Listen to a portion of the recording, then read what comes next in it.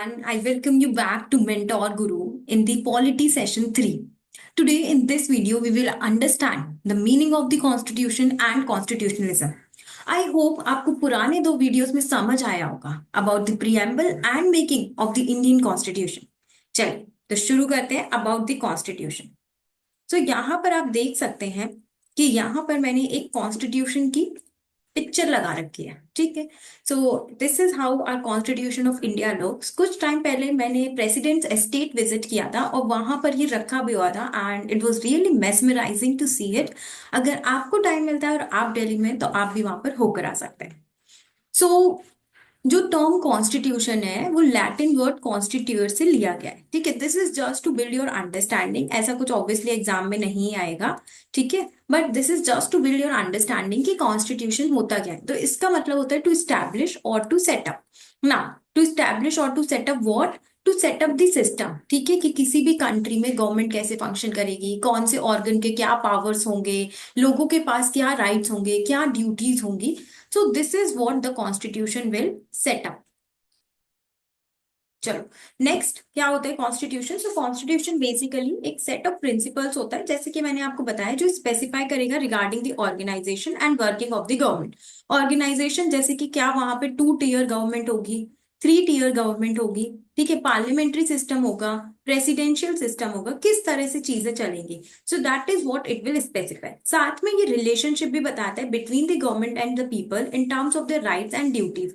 That is government की लोगों की तरफ क्या राइट, क्या ड्यूटीज होंगी, ठीक है, पीपल की तरफ, और लोगों के क्या राइट्स एंड ड्यूटीज होंगी, दोनों की बात चलेगी कि गवर्नमेंट के क्या राइट्स होंगे और गवर्नमेंट की क्या ड्यूटीज होंगी। सिमिलरली लोगों के क्या राइट्स होंगे और क्या ड्यूटीज होंगी। जैसे कि in India we have the fundamental rights and fundamental duties. Okay, तो बेसिकली कॉन्स्टिट्यूशन क्या करेगा, वो स्पेसिफाई करेगा कि एक कंट्री की गवर्नमेंट कैसे चलेगी, क्या उसका स्ट्रक्चर होगा, and it will also specify the rights and duties between both the government and the people. Constitution को इन कुछ नामों से भी जाना जाता है, जैसे कि fundamental law of the land. इसे fundamental law of the land क्यों कहते हैं? क्योंकि इसमें एक कंट्री के फंडामेंटल फीचर्स डिस्क्राइब होते हैं कि वो सेक्युलर कंट्री होगी, वो डेमोक्रेटिक कंट्री होगी, कैसा होगा। सो दैट इज यहाँ पर फंडामेंटल प्रिंसिपल्स किसी भी कंट्री को कैसे गवर्न करेंगे वो यहाँ पर मेंशन होते हैं, इसीलिए इसको हम fundamental law of the land कहते हैं। दूसरी बात, इसको supreme law of the state कहते हैं। Again supreme law of the state भी इसीलिए कहते हैं क्योंकि जितने भी लॉज बनेंगे they should be in consonance with the constitution. जो कॉन्स्टिट्यूशन में बेसिक फिलॉसफी है, बाकी सभी लॉज वही फिलॉसफी को रिफ्लेक्ट करेंगे। देन ऑब्वियसली बेसिक लॉ होता है कंट्री का and instrument of the government. Government का इंस्ट्रूमेंट होता है जिसके थ्रू वो रन करेगी। साथ में ये स्टेट के रूल्स भी डिफाइन करता है। ठीक है, तो ये कुछ टर्म्स है जो कि आप पढ़ सकते हैं टू अंडरस्टैंड कि स्पेसिफिकली एक कॉन्स्टिट्यूशन होता क्या है। अब इतनी देर से आप समझ रहे हैं, कॉन्स्टिट्यूशन का मीनिंग समझ रहे हैं, उसको क्या बोला जाता है ये समझ रहे हैं, बट वाई, क्यों क्यों पढ़ना है हमको constitution?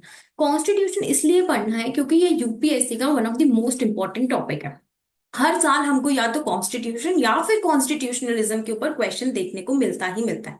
That is why it is very important for you to understand, specially अब ये बहुत ही डायनेमिक कॉन्सेप्ट बेस्ड हो रहा है जहां पर वो कॉन्स्टिट्यूशन के इनहेरेंट मीनिंग पे जा रहे हैं। इसलिए आपको पता होना चाहिए कि कॉन्स्टिट्यूशन क्या क्या फंक्शंस करता है। ठीक है, अब इसके फंक्शंस क्या क्या है? सो फर्स्ट ऑफ ऑल ये बाउंड्रीज बनाता है ऑफ द पॉलिटिकल कम्युनिटी। ठीक है, जो भी हमारे लीडर्स हैं उनकी बाउंड्रीज सेट करता है कि this is your responsibility. Okay, इतना आपको प्रोवाइड करना है लोगों को, ऐसा ऐसा आपको करना है। तो बाउंड्रीज सेट करता है ये पॉलिटिकल कम्युनिटी की। फिर nature and authority of political community बताता है, जैसे कि हमने लास्ट वीडियो में जब प्रियम्बल पढ़ा था उसमें लिखा हुआ था सोशलिस्ट डेमोक्रेटिक रिपब्लिक। तो हमारे यहाँ ये बता रहा है कि जो हमारी कंट्री जो है वो डेमोक्रेटिक है। ठीक है, वहीं पे हो सकता है कहीं और का कॉन्स्टिट्यूशन है जहां पर वो बताए दैट इट इज अथॉरिटेरियन। ठीक है, तो दिस इज व्हाट की जो कॉन्स्टिट्यूशन है उसका फंक्शन है कि वो बताता है कि पॉलिटिकल कम्युनिटी का नेचर कैसा है, उसकी अथॉरिटी कैसी है। साथ में ये आइडेंटिटी और वैल्यूज बताता है of a national community. Identity और वैल्यूज, जैसे कि नेशनल कम्युनिटी, हमारे यहाँ की फंडामेंटल ड्यूटीज में क्या लिखा हुआ है?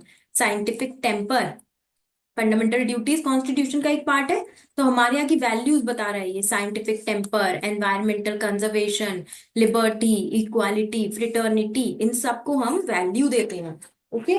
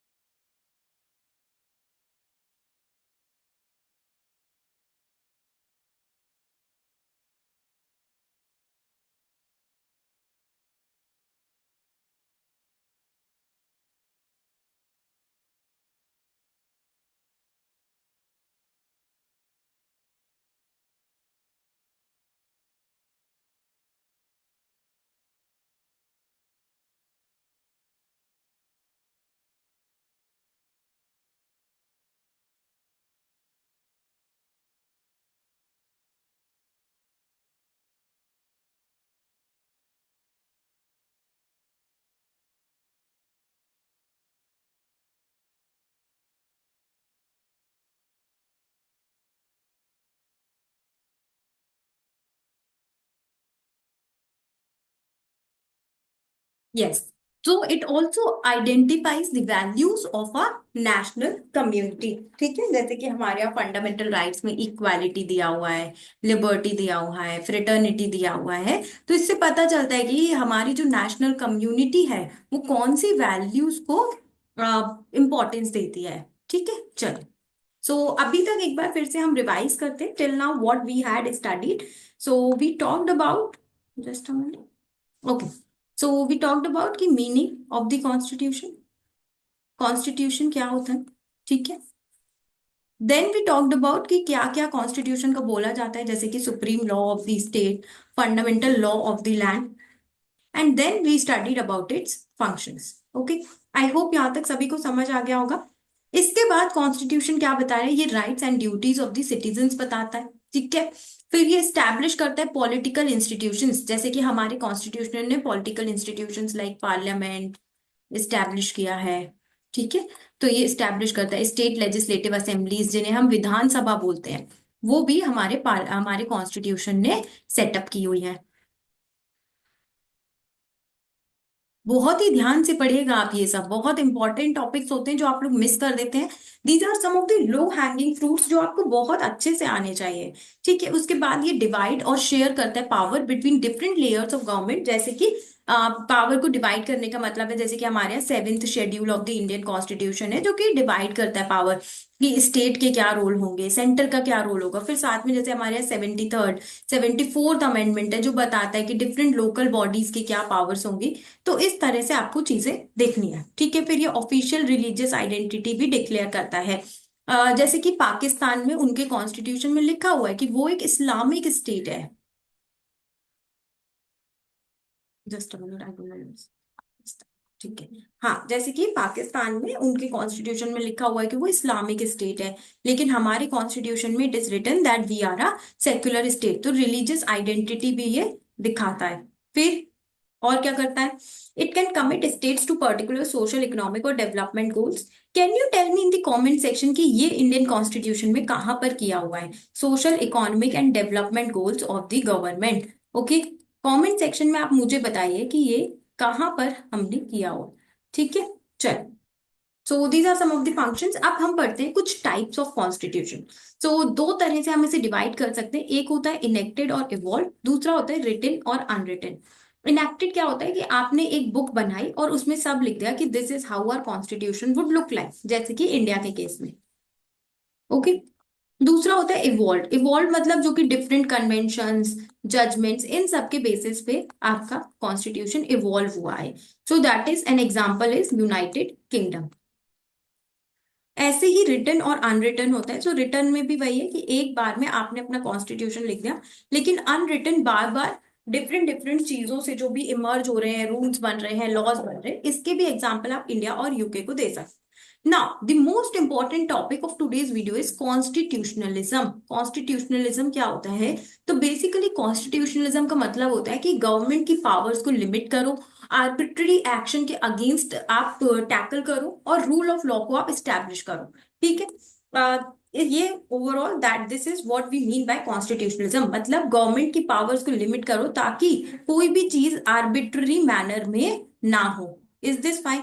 ठीक है। फिर उसके बाद इसके कुछ एलिमेंट्स होते हैं कॉन्स्टिट्यूशनलिज्म के, जैसे कि अगर आपको कहीं पे भी कॉन्स्टिट्यूशनल एस्टेब्लिश करना है तो क्या करना होगा? सो आपको वहां पर क्या होना चाहिए? सेपरेशन ऑफ पावर होना चाहिए, जुडिशरी की इंडिपेंडेंस होनी चाहिए, हर ऑर्गन अपना काम खुद से करे। So these are some of the things जिसके लिए अगर ये होगा तभी कॉन्स्टिट्यूशनलिज्म पॉसिबल है।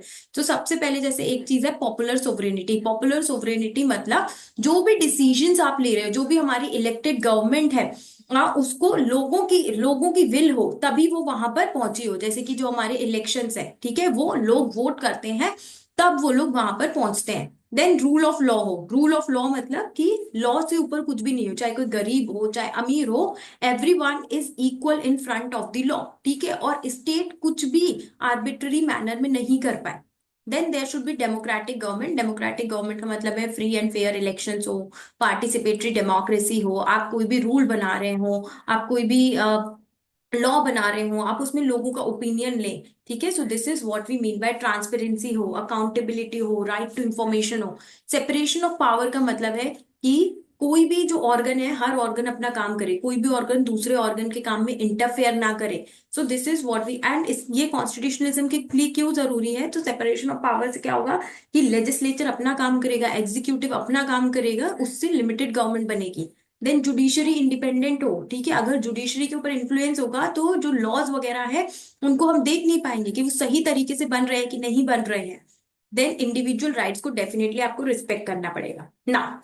चलो, अब जो भी मैंने आपको समझाया उसके बेसिस पे क्वेश्चन सॉल्व करते हैं कि कॉन्स्टिट्यूशनल गवर्नमेंट क्या होता है। This is a UPSC previous year question. So constitutional government क्या? गवर्नमेंट बाय लेजिस्लेचर होती है, पॉपुलर गवर्नमेंट होती है, मल्टी पार्टी गवर्नमेंट होती है, या limited government. So I think इसका आप सभी लोग बहुत ही आसानी से आंसर कर लेंगे। अभी मैंने आपको समझाया है कॉन्स्टिट्यूशनल गवर्नमेंट का मतलब होता है limited government. So the correct answer over here is D. चलिए इसका सोल्यूशन एक बार पढ़ लेते हैं। कॉन्स्टिट्यूशनल गवर्नमेंट एक लिमिटेड गवर्नमेंट होती है, ठीक है, जो कि डिफाइन किया जाता है by the constitution of the country. Constitution क्या होता है? वो supreme law of the land होता है। वो एम्पावर करता है कि जो सोवरेन अथॉरिटी है वो कौन है? लोग हैं। ठीक है। लोगों ने frame, we the people by the framers and consent of the legislatures of the state. जो कॉन्स्टिट्यूशन है वो सोर्स होता है सारी गवर्नमेंट पावर्स का, और इंपॉर्टेंट लिमिटेशंस भी लगाता है on the government that protect the fundamental rights of citizen. Okay. So I hope you like this video. Let me just summarise for you कि आज हमने क्या क्या पढ़ा। तो सबसे पहले हमने पढ़ा कि कॉन्स्टिट्यूशन क्या होता है, दैट इज इट्स मीनिंग। ठीक है। फिर कॉन्स्टिट्यूशन के डिफरेंट डिफरेंट नेम्स पढ़े हमने, fundamental law of the land, supreme law of the state, etcetera. उसके बाद हमने उसके फंक्शंस पढ़े, जैसे कि वो डिमार्केट करता है पावर्स, इंडिविजुअल्स की ड्यूटीज राइट्स बताता है, गवर्नमेंट और लोगों के बीच में रिलेशनशिप बताता है, nature and authority of the political community बताता है। उसके बाद हमने पढ़ा कि कितने टाइप्स ऑफ कॉन्स्टिट्यूशन होते हैं। ओके। सो टाइप्स में हमने पढ़े इनेक्टेड और इवॉल्व पढ़ा हमने, फिर हमने रिटन और अनरिटन पढ़ा, इसके एग्जाम्पल्स देखे हमने। Then we talked about constitutionalism, जो कि एक लिमिटेड गवर्नमेंट होती है, रूल ऑफ लॉ होना चाहिए वहां पर, पॉपुलर सोवरेनिटी होनी चाहिए, डेमोक्रेटिक गवर्नमेंट होनी चाहिए, इंडिपेंडेंट जुडिशरी होनी चाहिए, सेपरेशन ऑफ पावर होनी चाहिए। उसके बाद ये हमने पीवाईक्यू सॉल्व किया। तो देखिए, ये जो पैटर्न जो मैं आप लोगों के साथ फॉलो कर रही हूँ कि आपको एक टॉपिक पढ़ाती हूँ और उसके बाद आपको एक पीवाईक्यू भी सॉल्व कराती हूँ मैं। This is how you should also study. जब भी आप कोई भी टॉपिक पढ़ रहे हैं, आप पहले उसको पढ़िए एंड साइमल्टेनियसली उस टॉपिक पे जो भी पीवाईक्यूज आए हैं उनको सॉल्व कीजिए और सारे ऑप्शंस को भी ध्यान से देखें। Okay, so good luck everyone, keep practising, keep learning.